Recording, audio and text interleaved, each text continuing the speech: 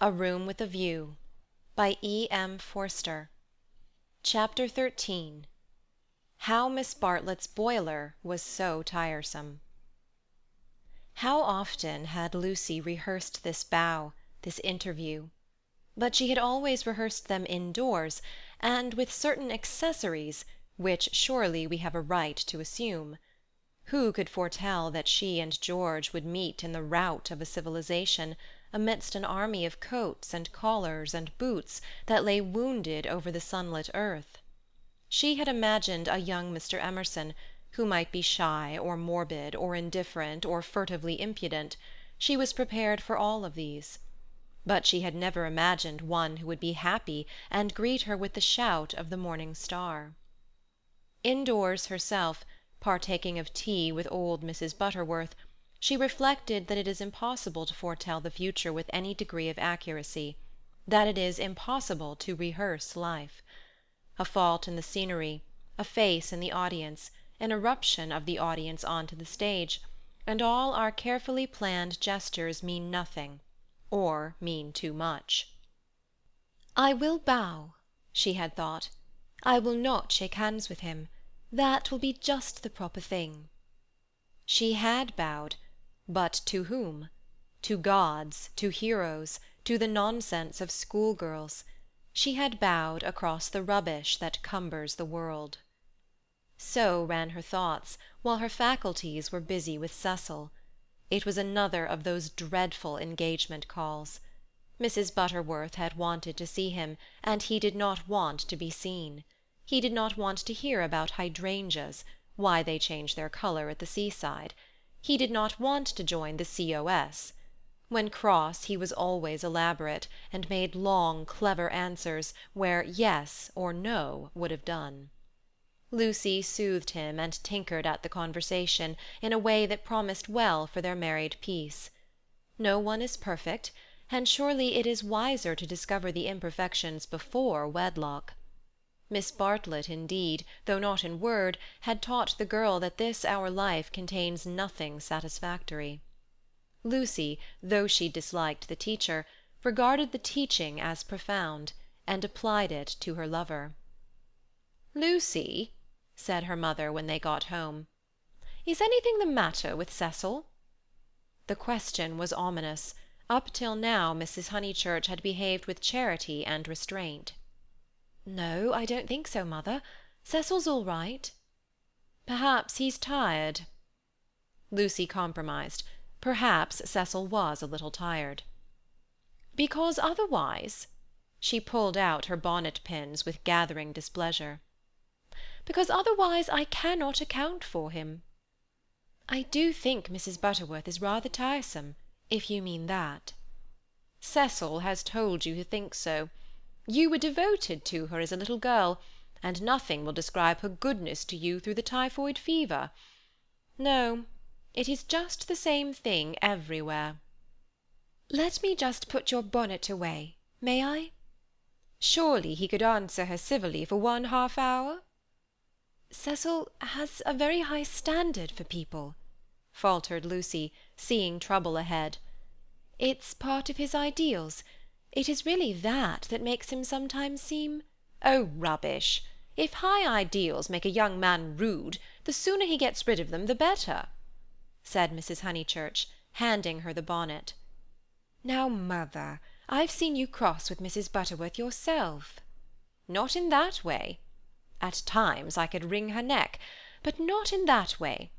No, it is the same with Cecil all over." "By the by, I never told you. I had a letter from Charlotte while I was away in London." This attempt to divert the conversation was too puerile, and Mrs. Honeychurch resented it. "Since Cecil came back from London, nothing appears to please him. Whenever I speak, he winces. I see him, Lucy. It is useless to contradict me. No doubt I am neither artistic, nor literary, nor intellectual, nor musical. But I cannot help the drawing-room furniture. Your father bought it, and we must put up with it. Will Cecil kindly remember?" I see what you mean, and certainly Cecil oughtn't to. But he does not mean to be uncivil. He once explained, It is the things that upset him. He is easily upset by ugly things.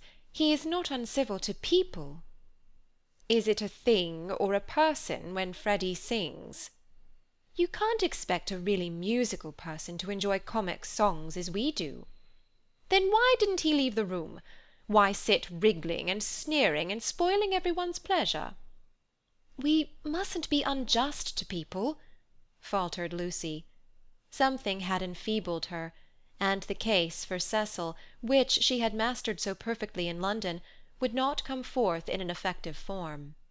The two civilizations had clashed. Cecil had hinted that they might, and she was dazzled and bewildered, as though the radiance that lies behind all civilization had blinded her eyes. Good taste and bad taste were only catchwords, garments of diverse cut, and music itself dissolved to a whisper through pine-trees, where the song is not distinguishable from the comic song. She remained in much embarrassment while Mrs. Honeychurch changed her frock for dinner, and every now and then she said a word, and made things no better. There was no concealing the fact. Cecil had meant to be supercilious, and he had succeeded. And Lucy, she knew not why, wished that the trouble could have come at any other time. "Go and dress, dear. You'll be late." "All right, mother." "Don't say all right and stop. Go." She obeyed, but loitered disconsolately at the landing window. It faced north, so there was little view, and no view of the sky. Now, as in the winter, the pine-trees hung close to her eyes. One connected the landing window with depression. No definite problem menaced her, but she sighed to herself, "Oh dear, what shall I do? What shall I do?" It seemed to her that everyone else was behaving very badly, and she ought not to have mentioned Miss Bartlett's letter. She must be more careful. Her mother was rather inquisitive, and might have asked what it was about.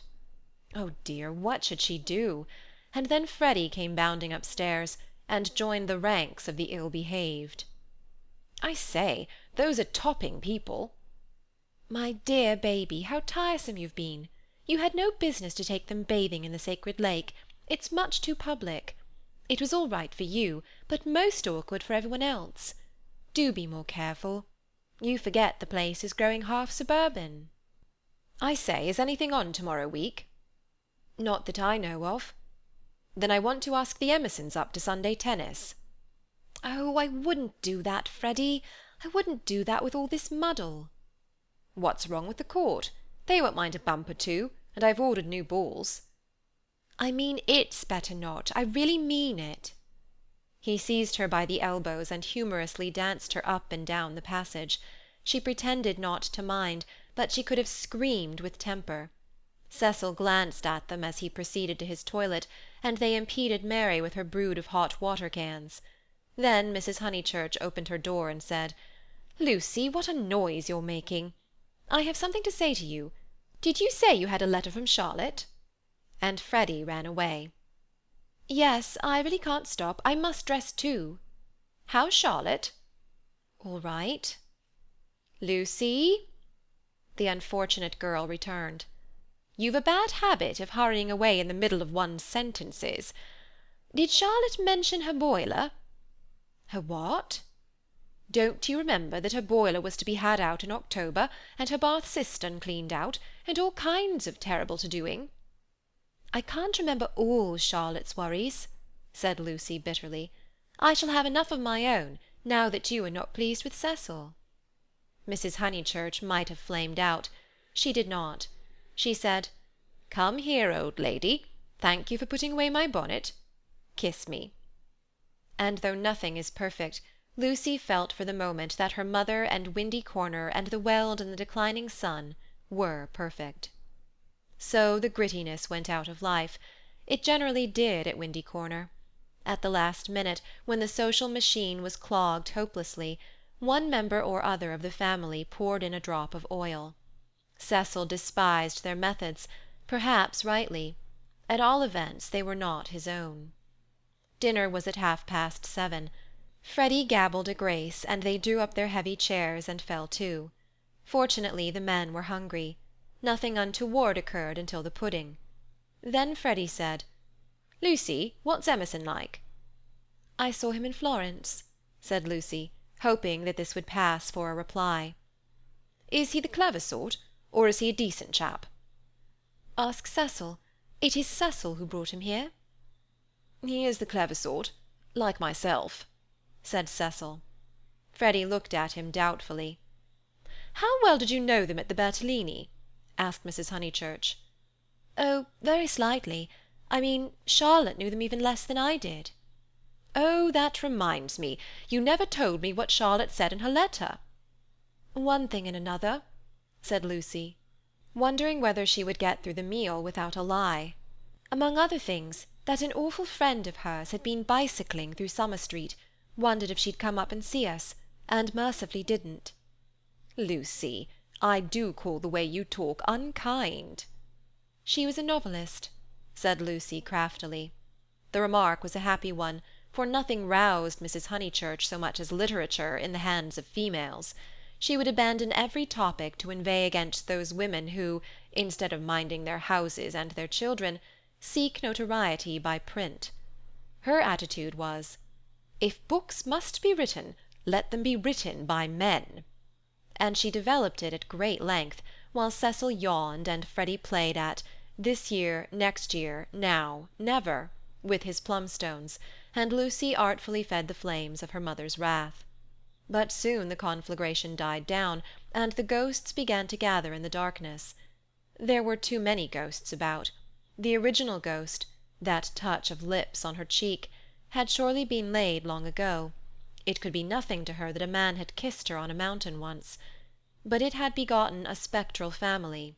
Mr. Harris, Miss Bartlett's letter, Mr. Beebe's memories of violets, and one or other of these was bound to haunt her before Cecil's very eyes. It was Miss Bartlett who returned now, and with appalling vividness. "I have been thinking, Lucy, of that letter of Charlotte's. How is she?" "I tore the thing up." "Didn't she say how she was? How does she sound? Cheerful?" "Oh, yes, I suppose so. No, not very cheerful, I suppose." "Then depend upon it, it is the boiler. I know myself how water preys upon one's mind. I would rather anything else, even a misfortune with the meat." Cecil laid his hand over his eyes. "So would I," asserted Freddy, backing his mother up, backing up the spirit of her remark rather than its substance. "And I have been thinking," she added rather nervously, "surely we could squeeze Charlotte in here next week, and give her a nice holiday while the plumbers at Tunbridge Wells finish. I have not seen poor Charlotte for so long." It was more than her nerves could stand, and yet she could not protest violently after her mother's goodness to her upstairs. "Mother, no," she pleaded. "It's impossible. We can't have Charlotte on top of the other things. We're squeezed to death as it is. Freddy's got a friend coming Tuesday. There's Cecil. And you've promised to take in Minnie Beebe because of the diphtheria scare. It simply can't be done." "Nonsense, it can." "If Minnie sleeps in the bath, not otherwise." "Minnie can sleep with you." "I won't have her." "Then if you're so selfish, Mr. Floyd must share a room with Freddy." "Miss Bartlett, Miss Bartlett, Miss Bartlett," moaned Cecil, again laying his hand over his eyes. "It is impossible," repeated Lucy. "I don't want to make difficulties, but it really isn't fair on the maids to fill up the house so." Alas. "The truth is, dear, you don't like Charlotte." "No, I don't, and no more does Cecil. She gets on our nerves. You haven't seen her lately, and don't realize how tiresome she can be, though so good. So please, Mother, don't worry us this last summer, but spoil us by not asking her to come." "Hear, hear," said Cecil. Mrs. Honeychurch, with more gravity than usual, and with more feeling than she usually permitted herself, replied, "This isn't very kind of you two. You have each other, and all these woods to walk in, so full of beautiful things, and poor Charlotte has only the water turned off and plumbers. You are young, dears, and however clever young people are, and however many books they read, they will never guess what it feels like to grow old." Cecil crumbled his bread. I must say cousin Charlotte was very kind to me that year I called on my bike," put in Freddy. "She thanked me for coming until I felt like such a fool, and fussed round no end to get an egg boiled for my tea just right." "I know, dear. She is kind to everyone, and yet Lucy makes this difficulty when we try to give her some little return." But Lucy hardened her heart. It was no good being kind to Miss Bartlett. She had tried herself too often and too recently. One might lay up treasure in heaven by the attempt, but one enriched neither Miss Bartlett nor anyone else upon earth. She was reduced to saying, "I can't help it, mother. I don't like Charlotte. I admit it's horrid of me." "From your own account, you told her as much." "Well, she would leave Florence so stupidly. She flurried." The ghosts were returning. They filled Italy. They were even usurping the places she had known as a child. The sacred lake would never be the same again, and on Sunday week something would even happen to Windy Corner. How would she fight against ghosts? For a moment the visible world faded away, and memories and emotions alone seemed real. "I suppose Miss Bartlett must come, since she boils eggs so well," said Cecil, who was in rather a happier frame of mind, thanks to the admirable cooking. "I didn't mean the egg was well boiled," corrected Freddy, "because in point of fact she forgot to take it off, and as a matter of fact I don't care for eggs. I only meant how jolly kind she seemed." Cecil frowned again. Oh, these Honeychurches! Eggs, boilers, hydrangeas, maids, of such were their lives compact. "May me and Lucy get down from our chairs?" he asked, with scarcely veiled insolence. "We don't want no dessert." End of chapter 13.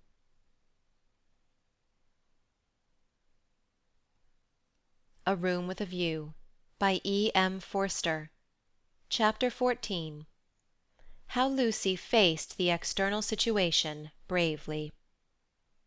Of course, Miss Bartlett accepted. And equally, of course, she felt sure that she would prove a nuisance, and begged to be given an inferior spare room, something with no view, anything. Her love to Lucy. And equally, of course, George Emerson could come to tennis on the Sunday week.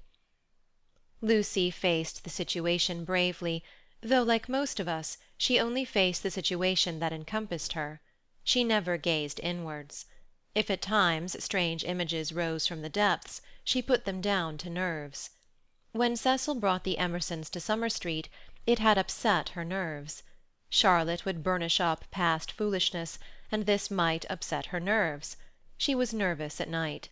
When she talked to George, they met again almost immediately at the rectory, his voice moved her deeply, and she wished to remain near him. How dreadful if she really wished to remain near him! Of course the wish was due to nerves, which love to play such perverse tricks upon us. Once she had suffered from things that came out of nothing, and meant she didn't know what. Now Cecil had explained psychology to her one wet afternoon, and all the troubles of youth in an unknown world could be dismissed. It is obvious enough for the reader to conclude, she loves young Emerson. A reader in Lucy's place would not find it obvious. Life is easy to chronicle, but bewildering to practice, and we welcome nerves, or any other shibboleth that will cloak our personal desire. She loved Cecil. George made her nervous. Will the reader explain to her that the phrases should have been reversed? But the external situation, she will face that bravely. The meeting at the rectory had passed off well enough.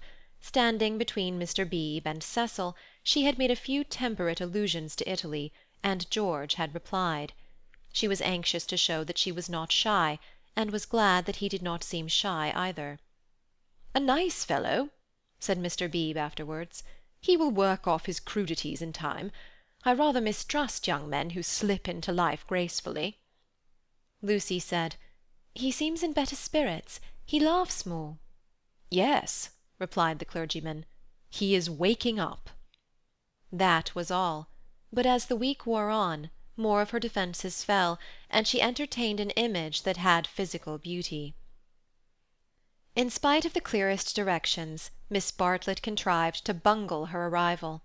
She was due at the south-eastern station at Dorking, whither Mrs. Honeychurch drove to meet her.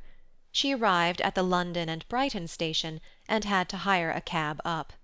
No one was at home except Freddy and his friend, who had to stop their tennis and to entertain her for a solid hour. Cecil and Lucy turned up at 4 o'clock, and these, with little Minnie Beebe, made a somewhat lugubrious sextet upon the upper lawn for tea. "I shall never forgive myself," said Miss Bartlett, who kept on rising from her seat, and had to be begged by the united company to remain. "I have upset everything, bursting in on young people. But I insist on paying for my cab up. Grant me that at any rate."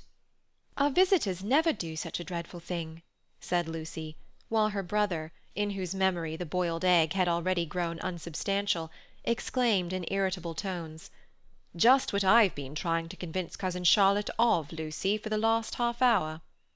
"I do not feel myself an ordinary visitor," said Miss Bartlett, and looked at her frayed gloves. "All right, if you'd really rather. 5 shillings, and I give a bob to the driver." Miss Bartlett looked in her purse. Only sovereigns and pennies. Could any one give her change? Freddy had half a quid, and his friend had 4 half-crowns. Miss Bartlett accepted their moneys, and then said, "But who am I to give the sovereign to?" "Let's leave it all till mother comes back," suggested Lucy. "No, dear, your mother may take quite a long drive now that she is not hampered with me. We all have our little foibles, and mine is the promptly settling of accounts." Here Freddy's friend, Mr. Floyd, made the one remark of his that need be quoted. He offered to toss Freddy for Miss Bartlett's quid. A solution seemed in sight, and even Cecil, who had been ostentatiously drinking tea at the view, felt the eternal attraction of chance, and turned round. But this did not do either. "Please, please, I know I am a sad spoil-sport, but it would make me wretched. I should practically be robbing the one who lost." "Freddy owes me 15 shillings," interposed Cecil, "so it will work out right if you give the pound to me." 15 shillings? said Miss Bartlett dubiously. "How is that, Mr. Vyse?" "Because, don't you see, Freddy paid your cab. Give me the pound, and we shall avoid this deplorable gambling." Miss Bartlett, who was poor at figures, became bewildered, and rendered up the sovereign, amidst the suppressed gurgles of the other youths. For a moment Cecil was happy. He was playing at nonsense among his peers. Then he glanced at Lucy, in whose face petty anxieties had marred the smiles. In January he would rescue his Leonardo from this stupefying twaddle.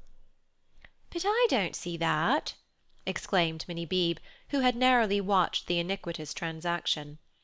"I don't see why Mr. Vyse is to have the quid." "Because of the 15 shillings and the 5, they said solemnly. 15 shillings and 5 shillings make £1, you see." "But I don't see." They tried to stifle her with cake. "No, thank you, I'm done. I don't see why. Oh, Freddy, don't poke me. Miss Honeychurch, your brother's hurting me. Ow! What about Mr. Floyd's 10 shillings? Ow! No, I don't see, and I never shall see why Miss What's-her-name shouldn't pay that bob for the driver." "I had forgotten the driver," said Miss Bartlett, reddening. "Thank you, dear, for reminding me. 1 shilling, was it? Can anyone give me change for half a crown?" "I'll get it," said the young hostess, rising with decision. "Cecil, give me that sovereign. No, give me up that sovereign. I'll get Euphemia to change it, and we'll start the whole thing again from the beginning." "Lucy, Lucy, what a nuisance I am!" protested Miss Bartlett, and followed her across the lawn. Lucy tripped ahead, simulating hilarity.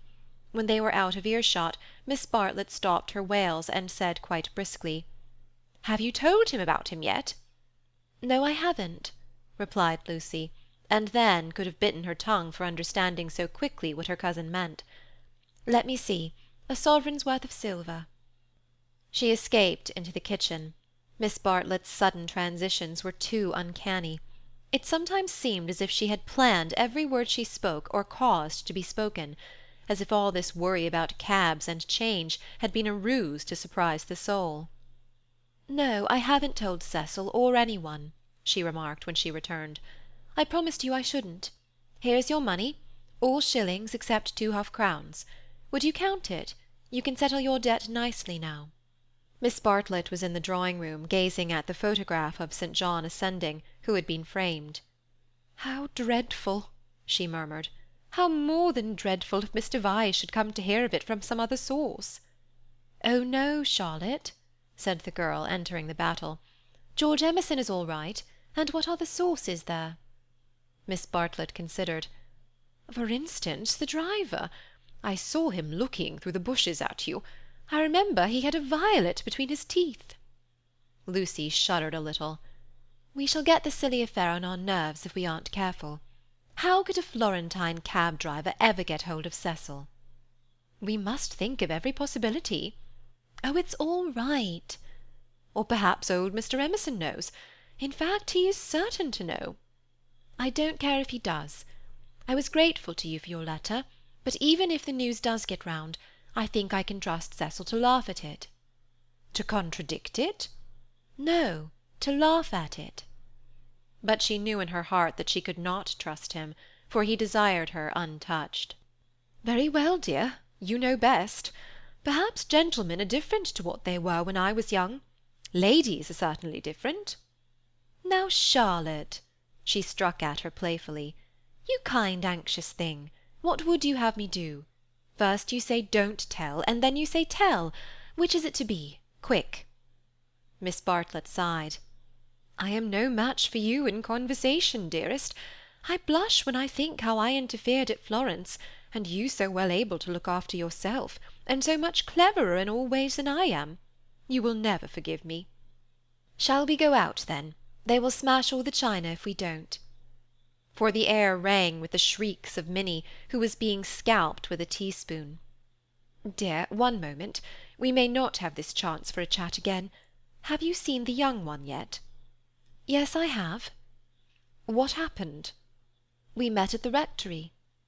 "What line is he taking up?" "No line. He talked about Italy like any other person. It is really all right. What advantage would he get from being a cad, to put it bluntly? I do wish I could make you see it my way. He really won't be any nuisance, Charlotte." "Once a cad, always a cad. That is my poor opinion." Lucy paused. "Cecil said one day, and I thought it so profound, that there are 2 kinds of cads, the conscious and the subconscious." She paused again, to be sure of doing justice to Cecil's profundity. Through the window she saw Cecil himself, turning over the pages of a novel.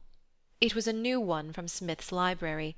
Her mother must have returned from the station. "Once a cad, always a cad," droned Miss Bartlett. "What I mean by subconscious is that Mr. Emerson lost his head. I fell into all those violets, and he was silly and surprised. I don't think we ought to blame him very much. It makes such a difference when you see a person with beautiful things behind him unexpectedly. It really does. It makes an enormous difference. And he lost his head. He doesn't admire me, or any of that nonsense, one straw. Freddy rather likes him, and has asked him up here on Sunday, so you can judge for yourself. He has improved. He doesn't always look as if he is going to burst into tears. He is a clerk in the general manager's office at one of the big railways, not a porter, and runs down to his father for week-ends. Papa was to do with journalism, but is rheumatic and has retired. There, now for the garden." She took hold of her guest by the arm. "Suppose we don't talk about this silly Italian business any more. We want you to have a nice restful visit at Windy Corner, with no worriting." Lucy thought this rather a good speech. The reader may have detected an unfortunate slip in it. Whether Miss Bartlett detected the slip one cannot say, for it is impossible to penetrate into the minds of elderly people. She might have spoken further, but they were interrupted by the entrance of her hostess. Explanations took place, and in the midst of them Lucy escaped, the images throbbing a little more vividly in her brain. End of chapter 14.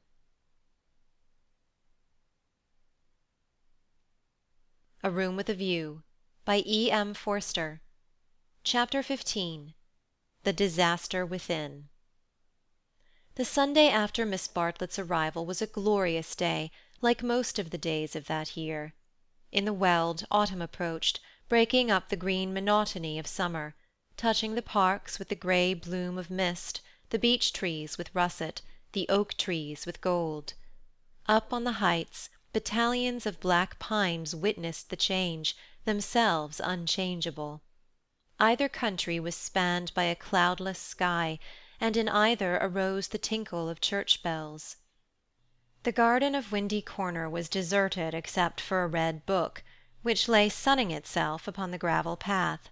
From the house came incoherent sounds, as of females preparing for worship. "The men say they won't go." "Well, I don't blame them." "Minnie says, need she go?" "Tell her no nonsense." "Anne, Mary, hook me behind." "Dearest Lucia, may I trespass upon you for a pin?" For Miss Bartlett had announced that she, at all events, was one for church. The sun rose higher on its journey, guided not by Phaeton but by Apollo, competent, unswerving, divine.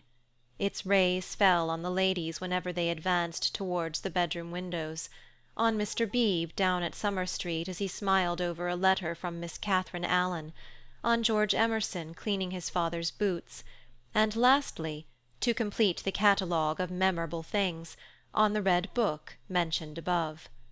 The ladies move, Mr. Beebe moves, George moves, and movement may engender shadow. But this book lies motionless, to be caressed all the morning by the sun, and to raise its covers slightly, as though acknowledging the caress. Presently Lucy steps out of the drawing-room window. Her new cerise dress has been a failure, and makes her look tawdry and wan. At her throat is a garnet brooch, on her finger a ring set with rubies, an engagement ring. Her eyes are bent to the Weald. She frowns a little, not in anger, but as a brave child frowns when he is trying not to cry. In all that expanse no human eye is looking at her, and she may frown unrebuked, and measure the spaces that yet survive between Apollo and the western hills. "Lucy, Lucy, what's that book? Who's been taking a book out of the shelf and leaving it about to spoil?" "It's only the library book that Cecil's been reading." "But pick it up, and don't stand there idling like a flamingo." Lucy picked up the book and glanced at the title listlessly, Under a Loggia. She no longer read novels herself, devoting all her spare time to solid literature in the hope of catching Cecil up. It was dreadful how little she knew, and even when she thought she knew a thing, like the Italian painters, she found she had forgotten it. Only this morning she had confused Francesco Francia with Piero della Francesca, and Cecil had said, "What? You aren't forgetting your Italy already?" And this too had lent anxiety to her eyes when she saluted the dear view and the dear garden in the foreground, and above them, scarce conceivable elsewhere, the dear sun. "Lucy, have you a sixpence for Minnie and a shilling for yourself?" She hastened in to her mother, who was rapidly working herself into a Sunday fluster. "It's a special collection, I forget what for. I do beg no vulgar clinking in the plate with halfpennies. See that Minnie has a nice bright sixpence. Where is the child? Minnie? Oh, that book's all warped. Gracious, how plain you look. Put it under the atlas to press. Minnie!" "Oh, Mrs. Honeychurch!" from the upper regions. "Minnie, don't be late. Here comes the horse." It was always the horse, never the carriage. "Where's Charlotte? Run up and hurry her. Ah, why is she so long? She had nothing to do. She never brings anything but blouses. Poor Charlotte, how I do detest blouses. Minnie!" Paganism is infectious, more infectious than diphtheria or piety, and the rector's niece was taken to church protesting. As usual, she didn't see why. Why shouldn't she sit in the sun with the young men? The young men, who had now appeared, mocked her with ungenerous words. Mrs. Honeychurch defended orthodoxy, and in the midst of the confusion Miss Bartlett, dressed in the very height of fashion, came strolling down the stairs. "Dear Marian, I am very sorry, but I have no small change, nothing but sovereigns and half-crowns.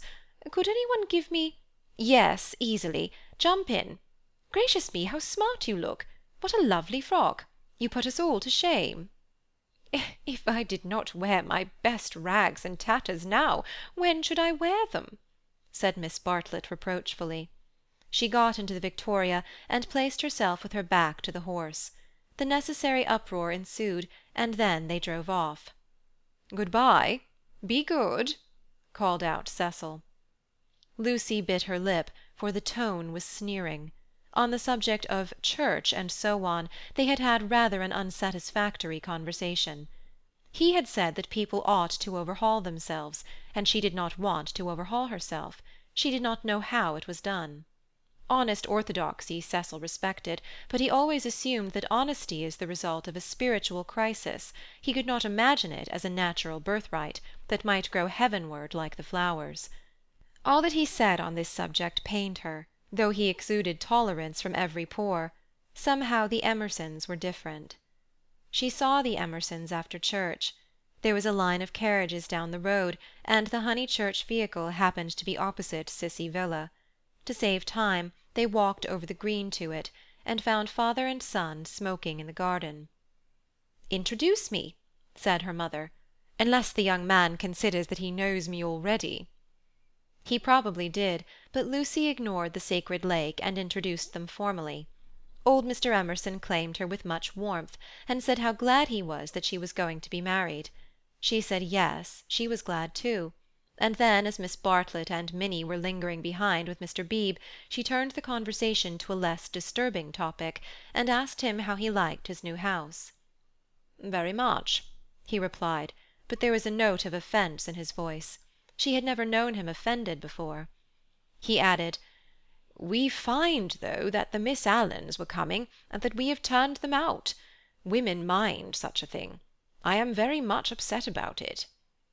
"I believe that there was some misunderstanding," said Mrs. Honeychurch uneasily. "Our landlord was told that we should be a different type of person," said George, who seemed disposed to carry the matter further. "He thought we should be artistic. He is disappointed. And I wonder whether we ought to write to the Miss Allens and offer to give it up. What do you think?" He appealed to Lucy. "Oh, stop, now you have come," said Lucy lightly. She must avoid censuring Cecil, for it was on Cecil that the little episode turned, though his name was never mentioned. "So George says. He says that the Miss Allens must go to the wall. Yet it does seem so unkind." "There is only a certain amount of kindness in the world," said George, watching the sunlight flash on the panels of the passing carriages. "Yes," exclaimed Mrs. Honeychurch, "that's exactly what I say. Why all this twiddling and twaddling over the two Miss Allens?" "There is a certain amount of kindness, just as there is a certain amount of light," he continued in measured tones. "We cast a shadow on something whenever we stand, and it is no good moving from place to place to save things, because the shadow always follows. Choose a place where you won't do harm. Yes, choose a place where you won't do much harm, and stand in it for all you are worth, facing the sunshine." "Oh, Mr. Emerson, I see you're clever." "Eh?" "I see you're going to be clever. I hope you didn't go behaving like that to poor Freddy." George's eyes laughed, and Lucy suspected that he and her mother would get on rather well. "No, I didn't," he said.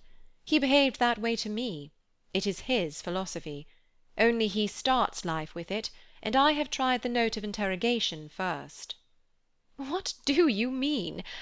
No, never mind what you mean. Don't explain. He looks forward to seeing you this afternoon. Do you play tennis? Do you mind tennis on Sunday?" "George mind tennis on Sunday? George, after his education, distinguish between Sunday—" "Very well, George doesn't mind tennis on Sunday. No more do I. That's settled. Mr. Emerson, if you could come with your son, we should be so pleased." He thanked her, but the walk sounded rather far. He could only potter about in these days. She turned to George. "And then he wants to give up his house to the Miss Allens." "I know. said George, and put his arm round his father's neck. The kindness that Mr. Beebe and Lucy had always known to exist in him came out suddenly, like sunlight touching a vast landscape, a touch of the morning sun. She remembered that in all his perversities he had never spoken against affection. Miss Bartlett approached. "You know our cousin, Miss Bartlett?" said Mrs. Honeychurch pleasantly. "You met her with my daughter in Florence." "Yes, indeed," said the old man, and made as if he would come out of the garden to greet the lady. Miss Bartlett promptly got into the victoria. Thus entrenched, she emitted a formal bow. It was the Pension Bertolini again, the dining-table with the decanters of water and wine. It was the old, old battle of the room with the view. George did not respond to the bow. Like any boy, he blushed and was ashamed. He knew that the chaperon remembered. He said, I'll come up to the tennis if I can manage it," and went into the house. Perhaps anything that he did would have pleased Lucy, but his awkwardness went straight to her heart. Men were not gods after all, but as human and as clumsy as girls. Even men might suffer from unexplained desires and need help. To one of her upbringing and of her destination, the weakness of men was a truth unfamiliar, but she had surmised it at Florence, when George threw her photographs into the river Arno. "George, don't go," cried his father, who thought it a great treat for people if his son would talk to them. "George has been in such good spirits to-day, and I am sure he will end by coming up this afternoon." Lucy caught her cousin's eye. Something in its mute appeal made her reckless. "Yes," she said, raising her voice, "I do hope he will." Then she went to the carriage and murmured, "The old man hasn't been told. I knew it was all right." Mrs. Honeychurch followed her, and they drove away. Satisfactory that Mr. Emerson had not been told of the Florence escapade, yet Lucy's spirits should not have leapt up as if she had sighted the ramparts of heaven. Satisfactory, yet surely she greeted it with disproportionate joy. All the way home the horse's hoofs sang a tune to her. "He has not told, he has not told." Her brain expanded the melody. "He has not told his father, to whom he tells all things. It was not an exploit. He did not laugh at me when I had gone." She raised her hand to her cheek. "He does not love me. No. How terrible if he did. But he has not told. He will not tell." She longed to shout the words. "It is all right. It's a secret between us two forever. Cecil will never hear." She was even glad that Miss Bartlett had made her promise secrecy, that last dark evening at Florence, when they had knelt packing in his room. The secret, big or little, was guarded. Only 3 English people knew of it in the world. Thus she interpreted her joy. She greeted Cecil with unusual radiance, because she felt so safe. As he helped her out of the carriage, she said, "The Emersons have been so nice. George Emerson has improved enormously." "Oh, how are my protégés?" asked Cecil, who took no real interest in them, and had long since forgotten his resolution to bring them to Windy Corner for educational purposes. "Protégés!" she exclaimed with some warmth. For the only relationship which Cecil conceived was feudal, that of protector and protected. He had no glimpse of the comradeship after which the girl's soul yearned. "You shall see for yourself how your protégés are. George Emerson is coming up this afternoon. He is a most interesting man to talk to. Only don't—" she nearly said, "don't protect him." But the bell was ringing for lunch, and as often happens, Cecil had paid no great attention to her remarks. Charm, not argument, was to be her forte. Lunch was a cheerful meal. Generally Lucy was depressed at meals. Someone had to be soothed, either Cecil or Miss Bartlett, or a being not visible to the mortal eye, a being who whispered to her soul, "It will not last, this cheerfulness. In January you must go to London to entertain the grandchildren of celebrated men." But today she felt she had received a guarantee. Her mother would always sit there, her brother here. The sun, though it had moved a little since the morning, would never be hidden behind the western hills. After luncheon they asked her to play. She had seen Gluck's Armide that year, and played from memory the music of the Enchanted Garden, the music to which Renaud approaches, beneath the light of an eternal dawn, the music that never gains, never wanes, but ripples for ever like the tideless seas of fairyland. Such music is not for the piano, and her audience began to get restive, and Cecil, sharing the discontent, called out, "Now play us the other garden, the one in Parsifal." She closed the instrument. "Not very dutiful," said her mother's voice. Fearing that she had offended Cecil, she turned quickly round. There George was. He had crept in without interrupting her.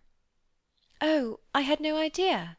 she exclaimed, getting very red, and then, without a word of greeting, she reopened the piano. Cecil should have the Parsifal, and anything else that he liked. "Our performer has changed her mind," said Miss Bartlett, perhaps implying, "She will play the music to Mr. Emerson." Lucy did not know what to do, nor even what she wanted to do. She played a few bars of the Flower Maiden song very badly, and then she stopped. "I vote tennis," said Freddy, disgusted at the scrappy entertainment. "Yes, so do I." Once more she closed the unfortunate piano. "I vote you have a men's four." "All right."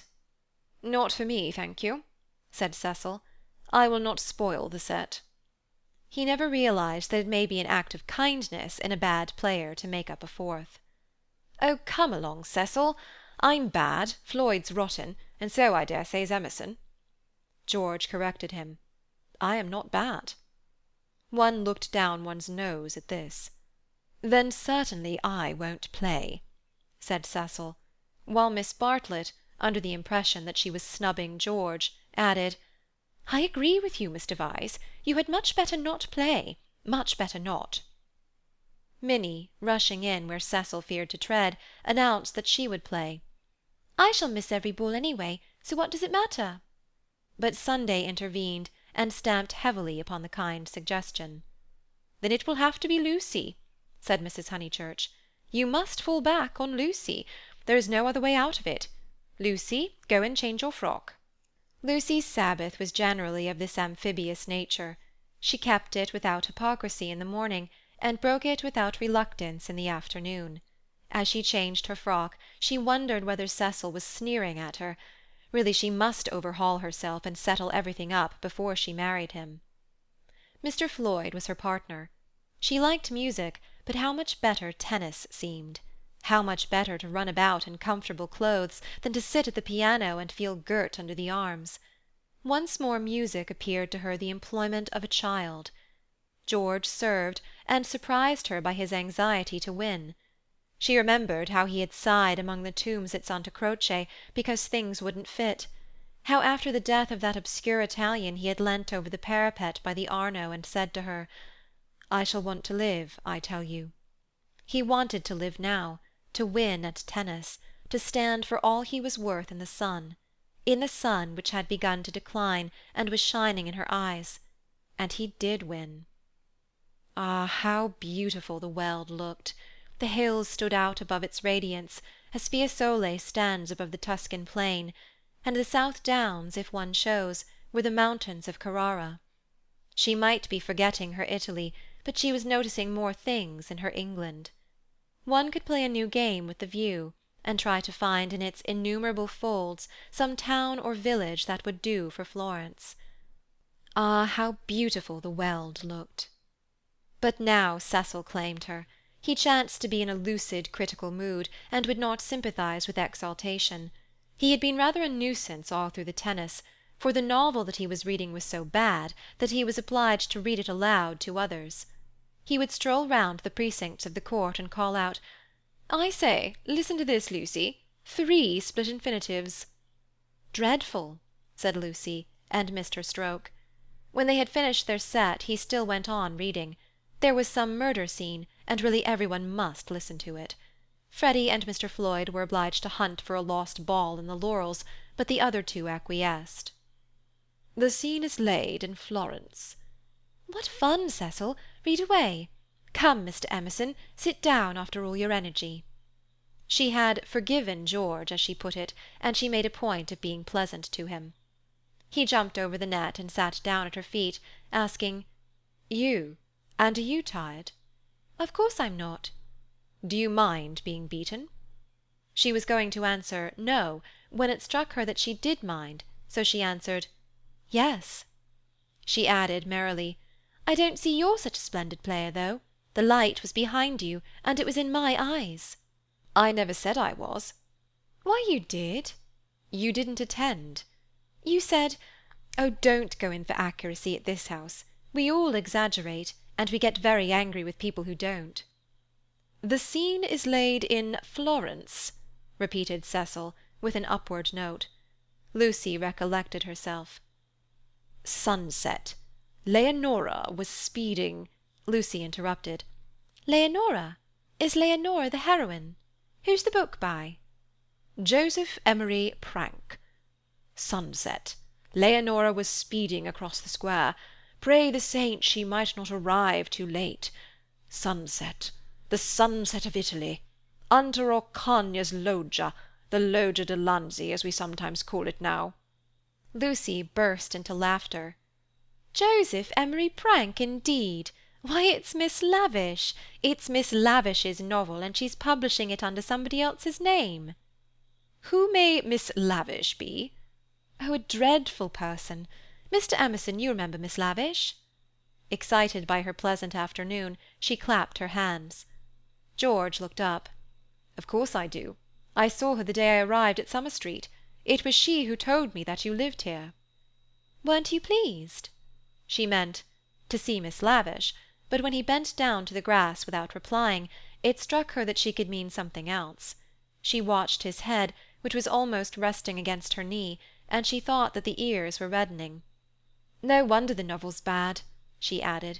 I never liked Miss Lavish, but I suppose one ought to read it as one's met her.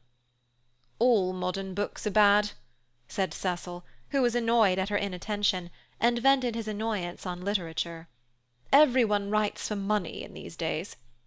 Oh, Cecil! It is so. I will inflict Joseph Emery Prank on you no longer. Cecil this afternoon seemed such a twittering sparrow. The ups and downs in his voice were noticeable, but they did not affect her. She had dwelt amongst melody and movement, and her nerves refused to answer to the clang of his. Leaving him to be annoyed, she gazed at the black head again. She did not want to stroke it, but she saw herself wanting to stroke it. The sensation was curious. How do you like this view of ours, Mr. Emerson? I never notice much difference in views. What do you mean? Because they're all alike. Because all that matters in them is distance and air. Humph, said Cecil, uncertain whether the remark was striking or not. My father— he looked up at her, and he was a little flushed— says that there is only one perfect view, the view of the sky straight over our heads, and that all these views on earth are but bungled copies of it. I expect your father has been reading Dante, said Cecil, fingering the novel, which alone permitted him to lead the conversation. He told us another day that views are really crowds, crowds of trees and houses and hills, and are bound to resemble each other like human crowds, and that the power they have over us is something supernatural, for the same reason. Lucy's lips parted. For a crowd is more than the people who make it up. Something gets added to it, no one knows how, just as something has got added to those hills. He pointed with his racket to the South Downs. What a splendid idea, she murmured. I shall enjoy hearing your father talk again. I'm so sorry he's not so well. No, he isn't well. There's an absurd account of a view in this book, said Cecil. Also that men fall into two classes, those who forget views and those who remember them, even in small rooms. Mr. Emerson, have you any brothers or sisters? None. Why? You spoke of us. My mother, I was meaning. Cecil closed the novel with a bang. Oh, Cecil, how you make me jump! I will inflict Joseph Emery Prank on you no longer. I can just remember us all three going into the country for the day and seeing as far as Hindhead. It is the first thing that I remember. Cecil got up. The man was ill-bred. He hadn't put on his coat after tennis, he didn't do. He would have strolled away if Lucy had not stopped him.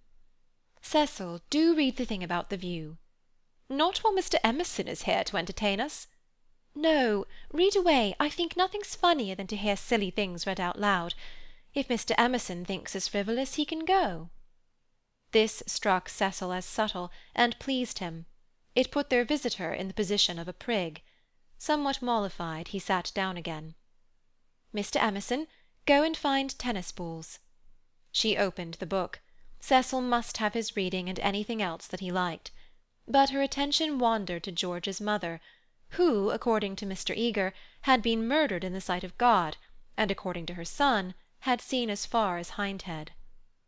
"Am I really to go?" asked George. "No, of course not really," she answered. "Chapter 2, said Cecil, yawning. "Find me Chapter 2 if it isn't bothering you." Chapter 2 was found, and she glanced at its opening sentences. She thought she had gone mad. "Here, hand me the book." She heard her voice saying, "It isn't worth reading. It's too silly to read. I never saw such rubbish. It oughtn't to be allowed to be printed." He took the book from her. "Leonora," he read, "sat pensive and alone. Before her lay the rich champaign of Tuscany, dotted over with many a smiling village. The season was spring." Miss Lavish knew somehow, and had printed the past in draggled prose, for Cecil to read and for George to hear. "A golden haze," he read. He read, "Afar off the towers of Florence, while the bank on which she sat was carpeted with violets. All unobserved, Antonio stole up behind her." Lest Cecil should see her face, she turned to George, and she saw his face. He read, "There came from his lips no wordy protestation such as formal lovers use. No eloquence was his, nor did he suffer from the lack of it. He simply enfolded her in his manly arms." There was a silence. "This isn't the passage I was wanting," he informed them. "There is another, much funnier, further on." He turned over the leaves. "Should we go into tea?" said Lucy, whose voice remained steady. She led the way up the garden, Cecil following her, George last. She thought a disaster was averted. But when they entered the shrubbery, it came. The book, as if it had not worked mischief enough, had been forgotten, and Cecil must go back for it. And George, who loved passionately, must blunder against her in the narrow path. "No," she gasped, and for the second time was kissed by him. As if no more was possible, he slipped back, Cecil rejoined her, and they reached the upper lawn alone. End of chapter 15.